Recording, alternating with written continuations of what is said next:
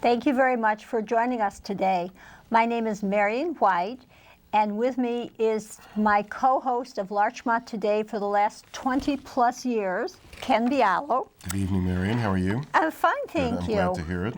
I just want to remind people that you served as mayor of the Village of Larchmont for 4 years and as trustee on the Larchmont Village Board for 11, and had other volunteer positions also. And so did you. Well, that's what the Right back at you. That's what the Village of Larchmont is all about. Well, it used to be. I don't know what it's about now. Now. We always like to start out with happy things, and so I'm very happy. Actually, I've been the longest existing member of the Larchmont Rotary Club. I don't like to say the oldest member because I'm not the oldest member of the Larchmont Club. The longest dues-paying member? Yes, the longest dues-paying member, which is quite astonishing. But it is astonishing. I've seen a lot of wonderful people who have passed through, but we are having a real resurgence thanks to some very good management. Excellent. And you have two new members, according to the newspaper. Yes, Michael Geddick and Yolanda Robinson. And they are both energetic, relatively young people, at least by our standards. Excellent. Excellent. Have they learned to sing the song? No. Well, they're working on it. But at least the president this year, Stephen Bartell, actually has a singing group that travels around the country and I think even abroad. So our singing has gotten a lot better from what you heard. So you'll have to come back. That's great. You'll have to invite me. And I just wanted, one thing that's fun, Laura Eckley, who is the director of the Larchmont Library, is the secretary of the Larchmont Rotary, and I don't know where she gets her energy, but the library recently unveiled some newly restored historic murals, and I just think everyone should go and look at them. And this is right up your alley. One of the murals is of the Larchmont Manor House. It's a beautiful structure, dating from, what, 1804 or 1806? It doesn't say. Oh, well, it should say, but, you know. But it's lovely, and I know it's your neighborhood. Constructed by who? Something Nephew J. of John Jay. Yes, something John J. Remember, Peter J. Yes, the John Jay house in Rye. Yes. Yes, well, John Jay was what? Secretary of State? I'm trying to remember what he did. He was Secretary of State. Well, his name is lots of places, He was ambassador so to France during the important parts of the Revolution. I can't remember all the details, but he was a very important person. And so his son, his nephew Peter J, by extrapolation, is an important person. And especially if he built the beautiful manor house. Yes, so. Especially. Excuse me, I'm sorry. So there are things happening in Larchmont, which is great. But next, this is a very busy month. Excuse me. Do you need some water? Yes. Why don't you speak to that? As soon as you, what am I speaking Share to? House. Furniture Share House. Ah, yes. An extraordinary charity. No, but the executive director this month, I believe, traveled to Austin, Texas, and to Washington, D.C. Yes, to receive awards. Well, on would behalf you of elaborate Furniture a little Share bit? House. Yes. I mean, that's an amazing, going around the country. Thank you for asking. Well, I've never been to Austin. Washington, D.C., let's see, Furniture Share House was one of 4 first-place winners in an awards competition ceremony conducted by Keep America Beautiful Foundation. And there were 4 first-place winners for keeping places beautiful, and then there were 4 first-place winners for efforts at recycling. And Furniture Share House was one of the winners of first place for recycling. A wonderful recycler. The executive director went to Washington and attended the dinner and received an award, and it's actually pretty amazing and great stuff. So it And gave did- Furniture Share House a little more visibility, say, on a national scale. And is it the kind of thing that having visibility nationally, even though the good work is locally? Yes. I mean, Does that help? helps bring in money? Yes, it helps with grant applications. So when you apply to various foundations Oh, okay. for their support, and there are lots of grants that are out there. I can't imagine the number of foundations. When you apply for grants, it helps to have credibility, and it helps to be an established organization so that the people who are making the grants don't look at you and say, well, how do I know you're going to use this money for good purposes? And how do I know that you'll be here next year? Right, And how do I right. know the money that I'm laying out in a grant to your organization is actually going to accomplish anything? So if you've been around for a while and if you've accumulated some credits and credibility, then when you apply for the grant, you have some stature and you're sort of a recognized and known quantity. And it does make a difference. I really do think it does make a difference. But the Austin thing is even more interesting. I mean, it really is. The executive director. Austin is yes. an interesting place, and I When- think the executive director had many years there, right? The executive director spent many years in her youth there, and she flew to Austin this is really amazing. What's the name of the organization? CTK, Community Technology and Knowledge, I think, is a foundation that's associated with I guess you'd call it a high-tech consultancy that was founded. It's called CTK, and it provides technology services, consulting, and other kinds of services to small communities around the country. CTK, Community Technology and Knowledge.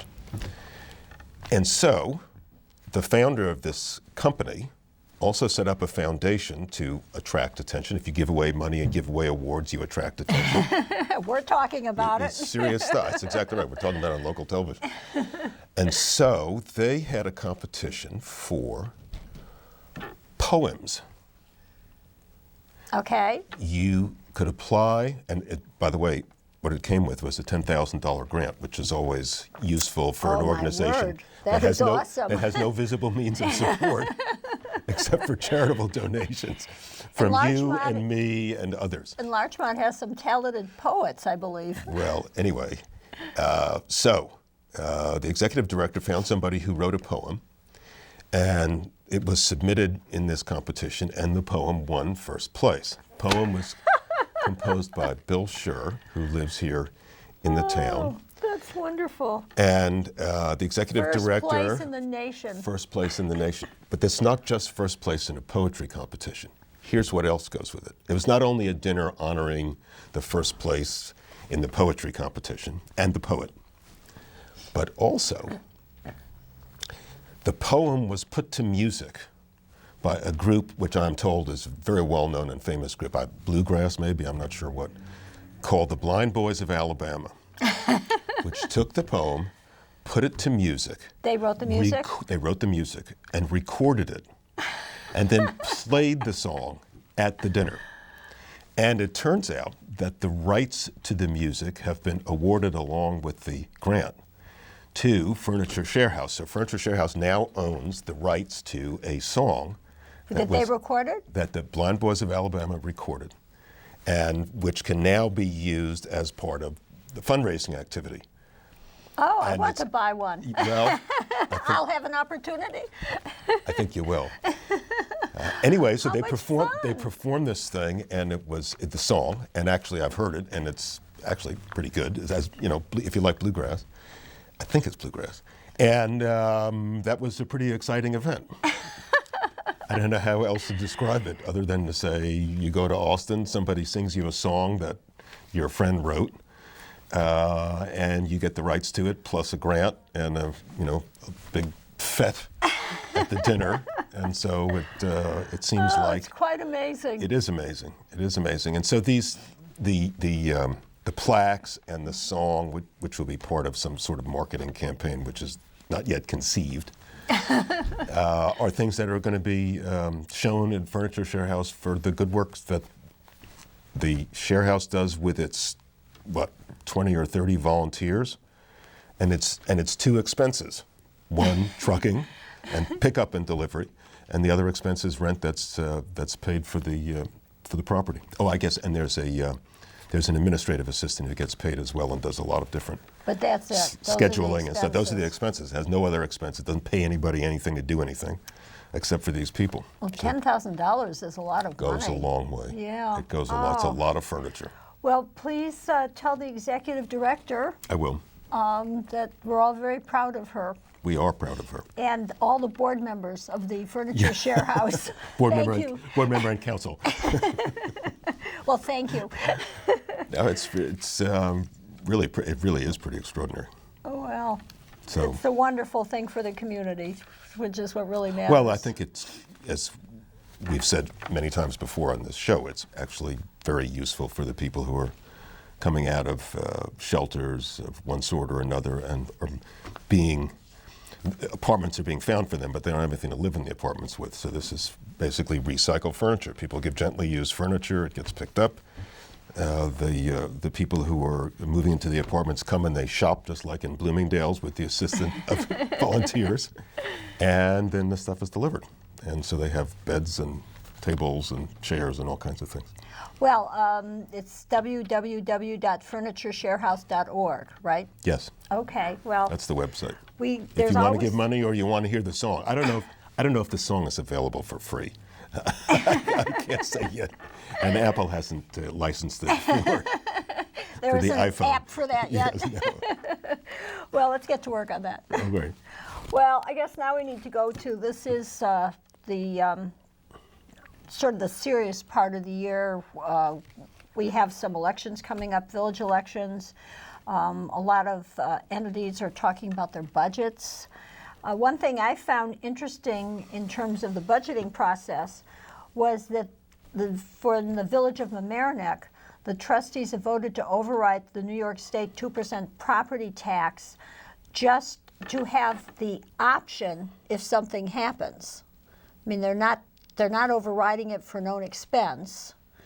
It's just in case something happens, and it seems to be sort of a tactic that they use, because last year they also voted to override it, but they actually came in under the 2% tax. So, I mean, in a way, it just gets rid of the meaning of the 2% tax. Maybe. It may give the latitude to spend money on things that aren't budgeted. And one of the things that it bespeaks, it seems to me, is kind of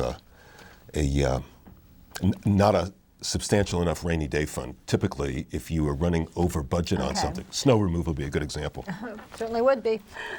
Or police overtime. We had some incidents in the village when I was mayor when we assembled task force from different police departments to do various Right. kinds of investigations that were prompted by events that happen and are completely out of control, and they just come along, and all of a sudden your overtime budget for the police department goes from whatever it was, $50,000 to $200,000, and Whoa. you're looking for the other 150. If you have a substantial rainy day fund, and the village has maintained one over the years, then you can dig into it. When somebody says, I don't know, I might go over the cap, I'm not really sure what that means.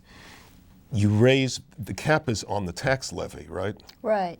So it's not a spending constraint except to the extent that it's a taxing constraint, right? Okay. So Right. if you say, I'm going to go over the limit, well, that means that you're raising tax money over the limit.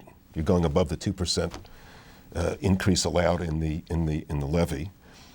But if you don't have a place to spend it, right? Any Right. thoughtful resident would say, well, why are we going over that in terms of the tax levy if we don't have a place to spend it? We're Right. going over it just in case we might spend it? That's dangerous. That sounds like Washington to me, Yeah. where if you have money, you will spend it. And if you can take money from the Social Security Trust Fund, you'll grab it. And if you can take money from other funds around and nobody's looking, which of course is the case in Washington, you grab it. And then Right. later on you say, oh my God, the Social Security Trust Fund is out of money. Answer, well, the Congress borrowed most of it, so there's nothing left. Yes, that's right. Oh, and just print more. Well, that turns out to be the case, and so what does that do? It devalues the economy and it devalues the Right. currency. So it seems a little counterintuitive to be talking about raising the tax levy above the cap when you don't have it Right, budgeted to spend it. Right. It's just in case. Just in case what? You're Right. raising money to put in your pocket just in case. Okay, well, it's conceivable that the just in case winds up being spent. And the fact that there was 1 year of history which suggests perhaps that isn't true doesn't say anything go about for the a next second It doesn't year, say huh? anything about the next year or the year after or the year after. It just sounds a little torque for me. And I think the Marian Village Board has done a very good job in the last few years, but this is a little, to me, a little off. And I Yeah. sure hope the Village of Larchmont does better than that and stays within the tax cap. So now that we have a one-party system in Larchmont, there's really no constraint, right? It's one Right. party, it's all Democrat. No one's going to come up with an And they're not going to opposing argue in point of public. view. Yeah, they're not going to argue in public, and there's not going to be the debate in public that there would be if there were, sadly, Well, when two we were, parties. when Yeah. there was a two-party Yeah, exactly system. right. So you look at something and say, no, I don't think we need that. I think that's not necessary. I don't think that's a good expenditure. I don't think that's a good prediction. Remember the snow budget? The control. The Carmine would get so worked up about Exactly the right. snow The budget. treasurer he just wanted to keep building the snow budget because it gave him cushion in the rest of the budget. And Oh, we is wound that up, why? Yeah, of course. We wound up I know over the we years. were always predicting these big snows. Exactly right. We wound up over the years finally adopting, when I was around, my view, such as it was, which was you take a rolling average of the last 5 Oh, years. If right, you I spend remember. less, you've saved some money. If you spend more, you dig it out of your rainy day fund. But you can't budget for 3 10-foot snowstorms and take that money from the taxpayers and put it in your pocket and say, gee, this year we didn't have 3 10-foot snowstorms, so I'll just save I it." guess I'll just put it to some other use. It just doesn't. You're right, that's just, a way around that's the just system. totally irresponsible, in my view. It was, and so we tried to end it. But anyway, so that's a little strange to me, that business of. Well, it just seems to be totally getting around the idea of what the property tax cap's supposed to be. Yeah. You know, that's not taking it seriously. Which, Or dodging for the sake of convenience as opposed to dealing with the problems that have to be dealt with. Right. Which is you just have to put caps on these things. Which brings us, by the way, yes. to, here's a note from the Journal News, local governments press Cuomo for mandate relief. Oh. I'll say. So the pension system has been altered now. Now you need to alter the healthcare system, and you need to reduce the state fobbing its budget problems off on municipalities, right? In the old days, we talked about this before. In the old days, if you were in the federal government and you were part of the Congress and the president and stuff, and you wanted to enact some sort of a highway control measure, Right. you paid for that out of your budget. You didn't pass it along to somebody else and say, okay. we have the power to make laws for you, now we want you to pay for it. It wasn't done that way. And the 10th Amendment reserved to the states, this is way back 200 years ago, reserved to the states everything that wasn't specifically granted to the federal government. So you can't have people in the federal government telling you how to spend your money. That got changed. That got changed starting in the 50s, maybe in the 60s, when the federal government started to say things like, if you do this particular program that we're interested in you doing, we'll pay for part of it. And of course, the enticement, it's impossible to resist by state and local It's like politicians. something being on sale, It's and you're not thinking that, oh, well, I still have to spend money. Exactly, and I have to spend money, and I'm going to have to keep spending money, and I don't know if the feds are going to keep giving me money, and I don't know good anything. Point. Yes. Right? So it creates its own momentum that somebody else tells you that you not should spend money, but gee, if you do, I'll give you a lollipop. And then I'll give you half a lollipop, then I'll give you a quarter of a lollipop, and lo and behold, you're spending your own money, and you didn't even know you were getting there. So what's happened now in New York State and probably in every state across the country is that the state level of government, which used to pay for its own law, you make a law, you want somebody to enforce vehicle and traffic law, and it's true today. If you want somebody to enforce your vehicle and traffic law, you share, the state, you share the take on traffics for state vehicle and traffic law enforcement. I don't remember what it was. I think when I was mayor, it was like 10 or 20% stayed with the municipality, and the rest went to the state to enforce the state's law. For our ordinances in the Right. village, We were responsible for the costs, and we got the benefit of whatever the fines were, if there were fines. Very interesting. So over the years, it came to be that the state would now tell the municipalities what they had to do on environmental regulation, road regulation, all kinds of regulations, but the state didn't pay you for it. So we tell you, you have to do this, and then the cost fell to you to comply. That's very much true with environmental regulation. Okay. You take all the brunt of the costs and the difficulties. We'll just tell you what the rules should be. That must be easy to come up with rules that you don't have to fund. Really? If you live in Albany? DEC lives on Wolf Road in Albany. You don't think it's easy for them to come up with regulations? I'm not saying it's all bad. I'm just pointing out that the way that government is structured now is, the costs are not properly allocated and people aren't directly responsible for the costs. So the governor says, I'm going to give you mandate relief, and this was part of his tax cap project, right, 2 years ago when he was elected, except that he didn't give the municipalities mandate relief. What he did was created, with the assistance of the legislature or the complicity of the legislature, depending on how you want to describe it, created another tier of retirement, right? Where in the new tier of retirement, the benefits were less generous than the benefits. I think it's called Tier 5 or Tier 6. I can't even remember now. And it's only for But that's going people, forward, who are hired after X date. Right. So you still have all of the pension costs for people who were in tier, whatever the previous tiers were, 4, 3, 2, 1, whatever it is.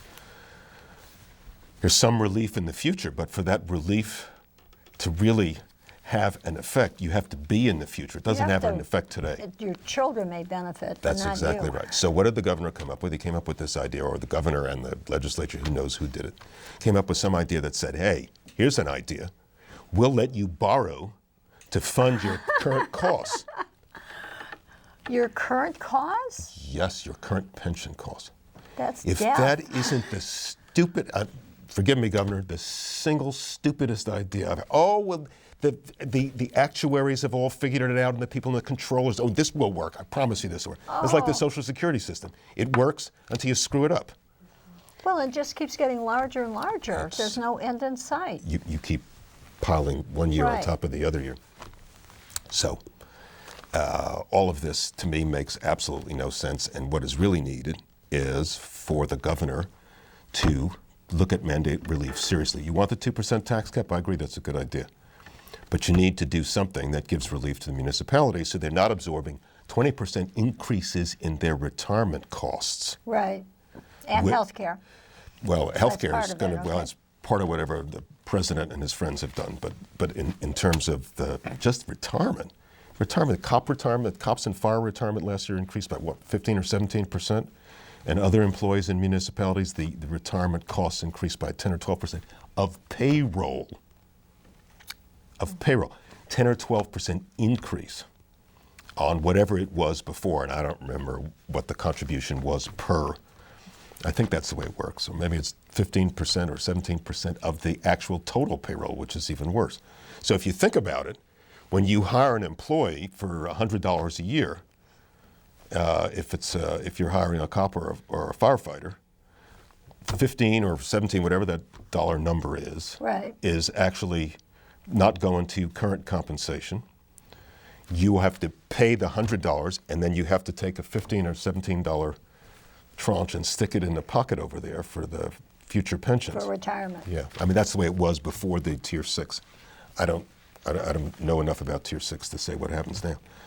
So your cost base builds so quickly, and when the market doesn't perform, Which it hasn't in the last 12 years. That's right. Now, so what is the way the actuaries figured out this whole borrowing business was, this is very clever, the market will be performing in accordance with its historical performance in 3 to 5 years.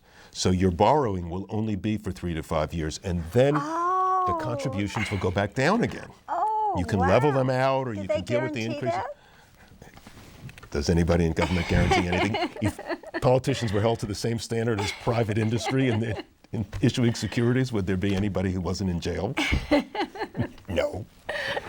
So it's the mandate relief thing is really important. Well, it really is important. Is this going to get any place? It'll be more, more pressure. If more people stay within the 2% tax cap, one thing I think that would happen is there would be more pressure in Albany to then it'd be reduce the mandates. pushback. Yeah, Okay, so that would be a good thing.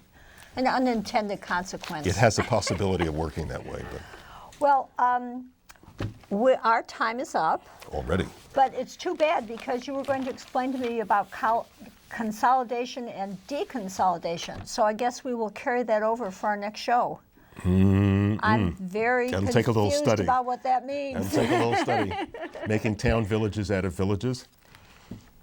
Town villages. Coterminous town villages out of things that are now villages. The village of Mamaroneck. Could you bring some visuals? I think Yeah. that would help. I'll bring visuals. There's a great one in the newspaper, 6 municipalities in a 4 square mile area. Oh, well, we can blow that up then. Let's do that. Well, great seeing you. Nice to see Thank you. you very much to the Thank real you for talent waiting. that's on the other side of the cameras. But I have to say thank you for waiting tonight on account of I was late on account of the railroad was late, and so I want to say thank you to that. And the other thing I would like to say is, and you know who you are, somebody that I play tennis with said, I saw the Christmas show, and it was great. Because of the hats? Because of the hats. And I just want, you know who you are out there, and I'm not going to even say what your initials are, but you know who, if you're still watching, which I can't believe, you know who you are. So thank you for watching. Well, thank you, everyone. Take care. Happy Valentine's Day.